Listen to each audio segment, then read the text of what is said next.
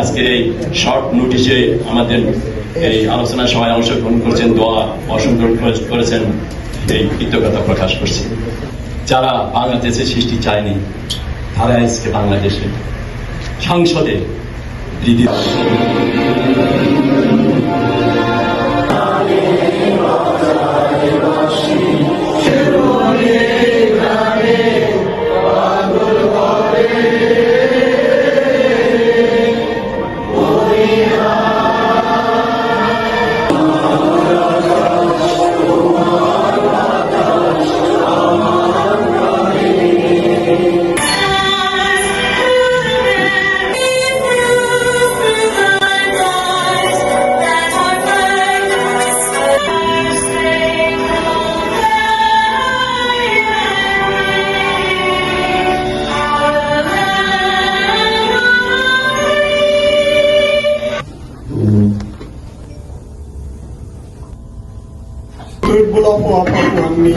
আল্লাহুম্মা ইন্নাকা আফুন কারীম তুহিব্বুল আফওয়া ফা'ফু আন্না। 21শে আগস্ট দেশরত্ন জননেত্রী শেখ হাসিনা সহ আওয়ামী লীগকে নেতৃত্ব শূন্য করার জন্য যে অপপ্রয়াস চালিয়েছিল, ইয়া আল্লাহ সেখানে 24 জনের প্রাণহানি ঘটেছে।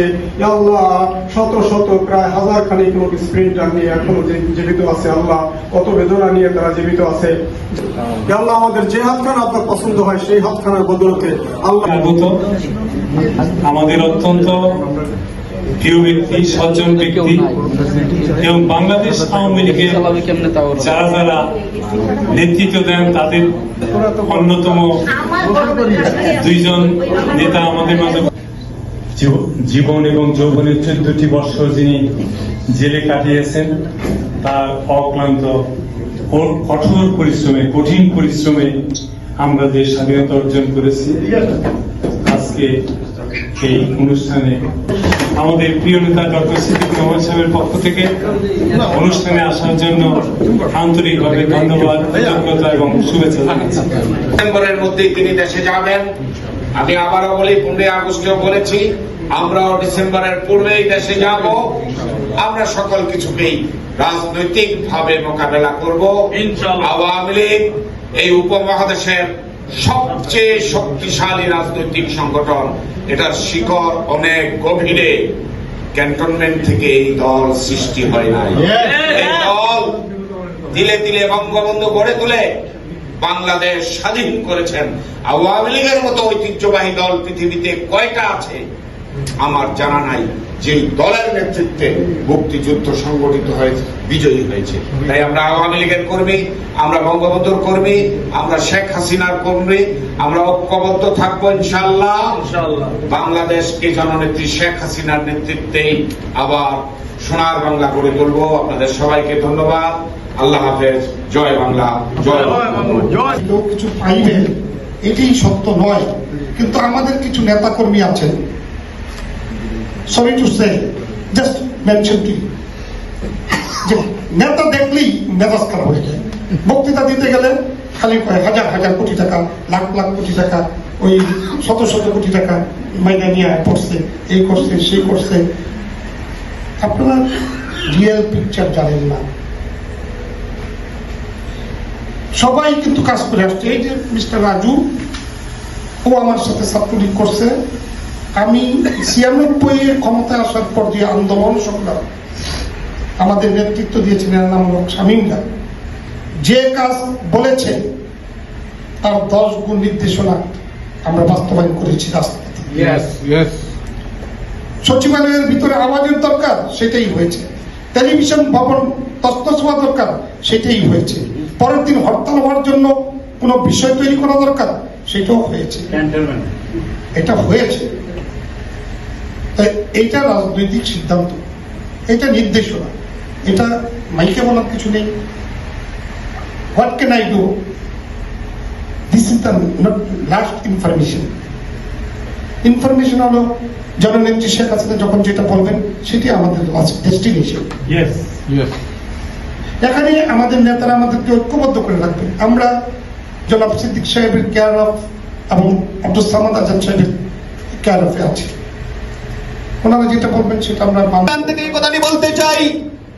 আজকের এই সরকার কে যুক্তরাষ্ট্র আওয়ামী লীগের সভাপতি এবং সাধারণ সম্পাদকের নেতৃত্বে আমরা আন্দোলন সংগ্রামের মাধ্যমে পরিকল্পনার শিকার হয়েছেন 21 আগস্ট। ভাইরা আমার, সেই সন্তান আজকে আমার মসজিদে বসে আছে। ওই খুনি জিয়াউর রহমানের পুত্র যেমনি ভাবে হারামজাদা জিয়া বঙ্গবন্ধুকে হত্যা করেছে, তেমনি ভাবে তার কন্যাদেরকে এবং বঙ্গবন্ধুর ফ্যামিলিকে নিঃশস্ত্র করার জন্য 21 আগস্ট এবং কোটালীপাড়া সহ 21 বার চেষ্টা করা হয়েছে আমার নেত্রীকে হত্যা করার জন্য। ওই 2 লক্ষ নির্যাতিত মা বোনদের তাদের আত্মত্যাগ শ্রমের বিনিময়ে আমরা পেয়েছি একটি স্বাধীন সার্বভৌম বাংলাদেশ, লাল সবুজের পতাকা। যে আওয়ামী লীগের ডিফেন্সিভ স্ট্র্যাটেজি প্রত্যেকটা কর্মীকে এমন ভাবে অনুপ্রাণিত করবে, যারা এখান থেকে হোক আর বাংলাদেশ থেকে হোক নতুন করে এমন একটি প্রক্রিয়া তৈরি করবে বঙ্গবন্ধু কন্যাকে বাংলার মাটিতে নিয়ে আসার জন্য। গ্রেনেড হামলা বাংলার মাটিতে যে নৃশংস হত্যাকাণ্ড ঘটেছিল, আপনারা জানেন বাংলাদেশের সজ্জন ব্যক্তি, সবার প্রিয় ব্যক্তি, আমাদের প্রয়াত রাষ্ট্রপতি, সাবেক 19তম রাষ্ট্রপতি জিল্লুর রহমানের সহধর্মিণী আইবি রহমান সহ আমাদের প্রাণপ্রিয় নেত্রীকে এই দিন হত্যা করার যে গভীর ষড়যন্ত্র করেছিল, সেই ষড়যন্ত্রে 24 জন প্রাণহানি ঘটেছে। আল্লাহ তাদের সবাইকে শহীদি দরজা খুলে দেন। আল্লাহ লীগের সাবেক সাধারণ সম্পাদক এবং সেই গ্রেনেড হামলার সকল শহীদদের আত্মা শান্তি। সবাই যাব বাংলাদেশে, আপনারা প্রস্তুতি থাকবেন। সো এটা আমাদের তৃতীয় যুদ্ধ, ওরা দ্বিতীয় যুদ্ধ করেছে, আমরা তৃতীয় যুদ্ধ করবো। ইনশাল্লাহ বেঁচে আছেন। একটা কথা বলতে চাই, নেত্রীর উপর 19 বার হামলা হয়েছে, কিন্তু আওয়ামী লীগ ক্ষমতায় থাকাকালীন অবস্থায় বেগম জিয়ার উপরে একটা ঢিল ছোড়া হয় নাই। কর্মী আহত হয়েছিলেন, যাদের স্প্লিন্টার গায়ে আঘাতে এখন রাতের পর রাত, দিনের পর দিন ওনারা কষ্টে জীবনযাপন করতে হয় নাই। মৃত্যুর সাথে আলিঙ্গন করে সেদিন রাজপথে আমাদের 24 জন নেতা কর্মী প্রাণ দিয়েছিল। আজকে আমি বলতে চাই, কোথায় আদালত, কোথায় গণতন্ত্র, কোথায় অধিকার? আজকে সেই আসামিরা স্বেচ্ছায় দিবালকে ঘুরে বেড়াচ্ছে। আজকে কেন মৃত্যু দণ্ডপ্রাপ্ত বাবর বাংলার মাটিতে ঘুরে বেড়াচ্ছে?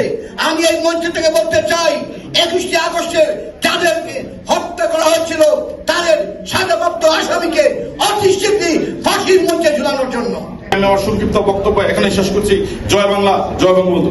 সেদিন জননেত্রী শেখ হাসিনা সহ বাংলাদেশ আওয়ামী লীগের শীর্ষ নেতৃবৃন্দকে নিঃশেষ করে দিয়ে বাংলাদেশ 71 সালের মহান মুক্তিযুদ্ধে যারা শহীদ হয়েছিলেন তাদের সকলের আত্মার মাগফিরাত করে, বাংলাদেশের বিভিন্ন গণতান্ত্রিক আন্দোলনে যারা শহীদ হয়েছিলেন তাদের সকলের আত্মার মাগফিরাত কামনা করে, জননেত্রী দেশরত্ন শেখ হাসিনার সুস্বাস্থ্য এবং দীর্ঘায়ু কামনা করে। বিকল্প নেই।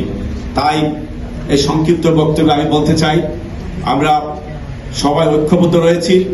যুক্তরাষ্ট্রের এই মুহূর্তে সর্বকালের সর্বশ্রেষ্ঠ একটি সময়, যেই সময় যুক্তরাষ্ট্র আওয়ামী লীগ, ছাত্রলীগ, যুবলীগ, স্বেচ্ছাসেবক লীগ, শ্রমিক লীগ সকল সংগঠনের পূর্ণাঙ্গ কমিটি রয়েছে। আমরা বিশ্বাস করি আমাদের সভাপতি যে 3টা মেসেজ দিয়েছেন বাংলাদেশ জাতীয়তাবাদী বিএনপিকে, ওনারা সেই বিবেচনা করে যুক্তরাষ্ট্রের মাটিতে পা রাখতে হবে। সাথে আরো 24 জন নেত্রীকে হত্যা করার চেষ্টা করেছেন। আপনারা যদি কলিং বেলের শব্দ হয়ে ফিরে আসেন, আমরা বজ্রপাতের শব্দ হয়ে আপনাদেরকে রুখে দাঁড়াবো। আপনারা যদি জাহাজ নিয়ে ফিরে আসেন, আমরা সাগরের ঢেউ হয়ে এই যুক্তরাষ্ট্র ছাত্রলীগ আপনাদেরকে প্রতিরোধ করবে। আপনারা যদি রাজাকার হয়ে আমাদের নেত্রীকে প্রতিহত করার চেষ্টা করেন, ততবার আমরা বাংলাদেশ ছাত্রলীগ যুক্তরাষ্ট্র শাখা মুক্তিযুদ্ধ হয়ে আপনাদেরকে প্রতিহত করব।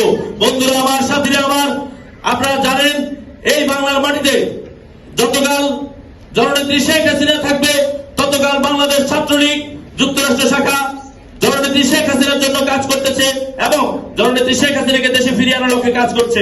আমি আরেকটা কথা বলতে চাই, সামনে ডিসেম্বরে আমাদের মাননীয় নেত্রী তিনি ইতিমধ্যে ঘোষণা দিয়েছেন তিনি এই বাংলাদেশের মাটিতে আসবেন। তিনি আসাবেন নাই, তিনি অবশ্যই আসবেন। তিনি যা বলে তিনি তা করে।